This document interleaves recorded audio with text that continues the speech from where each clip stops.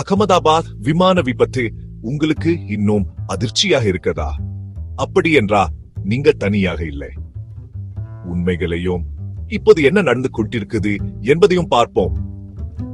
June 2 ஈத்வாமன் இஷ்ரிபாய் அன்று ஏர் India விமானம் AI-171 Boeing 787 Dreamliner ரக விமானம் லண்டன் நோக்கி அகமதாபாத்தில் இருந்து புறப்பட்ட சிறிது நேரத்திலேயே விபத்துக்குள்ளானது. இந்த விமானம் பிஜே மருத்துவ கல்லூரிக்கு அருகில் உள்ள கட்டிடங்கள் மீது மோதியது.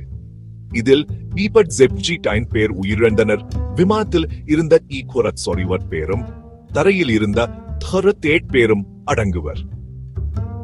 உயிரிழந்தவர்களில் குஜராத்தின் முன்னாள் முதலமைச்சரும் பல மருத்துவ மாணவர்களும் அடங்குவர். விஸ்வாஸ் குமார் ரமேஷ் என ஒரே ஒரு பயணி மட்டுமே உயிர் பிழைத்து மருத்துவ சிகிச்சை பெறு வருகிறார். புலனாய்வாளர்கள் கருப்பு பெட்டியை மீட்டுள்ளனர். தொழில்நுட்ப கோளாறா அல்லது மனித தவறா என்பதை கண்டறிய உயர்மட்ட விசாரணை நடந்து வருகிறது. டிஎன்ஏ அடையாளம் காணவும் ஆலோசனை வழங்கவும் அதிகாரிகள் குடும்பங்களுக்கு ஆதரவு அளித்து வருகின்றனர். இந்த துயர் சம்பவம் போயிங் 737 விமானத்தின் முதல் பெரிய வித்தி ஆகும். மேலும் தகவல்களுக்கு சப்ஸ்கிரைப் செய்யுங்க.